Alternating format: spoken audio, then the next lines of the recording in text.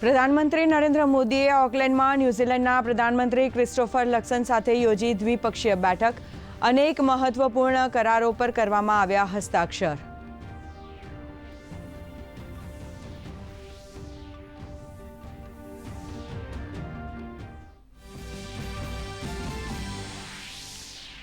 પ્રધાનમંત્રી નરેન્દ્ર મોદીએ ન્યૂઝીલેન્ડમાં બિઝનેસ કાર્યક્રમમાં કર્યું સંબોધન. કહ્યું 4 દાયકા બાદ ભારત ન્યૂઝીલેન્ડ સંબંધોને મળી રહ્યો છે નવો આયામ.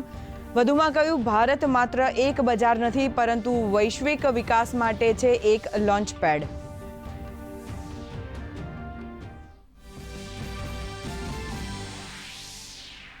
સમુદ્રમાં વધુ તાકાતવાર બન્યું ભારત. ભારતીય નૌકાદળમાં સામેલ થયું સ્વદેશી steel frigate INS Mahendragiri. રક્ષામંત્રી Rajnath સિંહની અધ્યક્ષતામાં વિશાખાપટ્ટનમમાં યોજાયો કમિશનિંગ સમારોહ.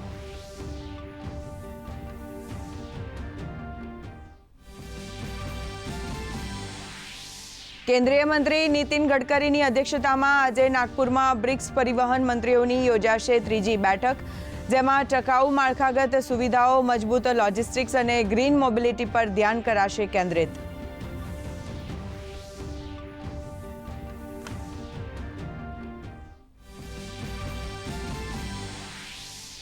જૂનાગઢમાં ગિરનાર પર્વત ચડતા બાળકને સિંહ ખેંચી ગયો. જંગલમાંથી મળ્યા અવશેષો. 50 પગથિયા ચડતા જ સિંહે પાછળથી બાળક પર કર્યો હુમલો.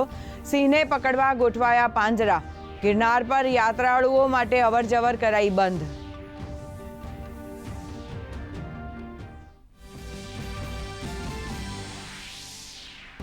રાજ્યમાં આગામી 7 દિવસ હળવાથી મધ્યમ વરસાદની આગાહી. 11 અને 12 જુલાઈએ માછીમારોને દરિયો ન ખેડવા સૂચના. તો દેશના ઉત્તર પૂર્વમાં આગામી 16 જુલાઈ સુધી ભારે વરસાદની આગાહી.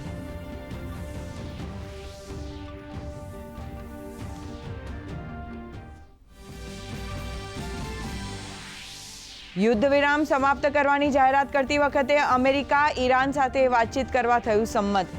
ઈરાને કહ્યું કે તેને અમેરિકા પર બિલકુલ નથી વિશ્વાસ. સાથે જ તેઓ સ્વ બચાવ માટે સંપૂર્ણપણે છે તૈયાર.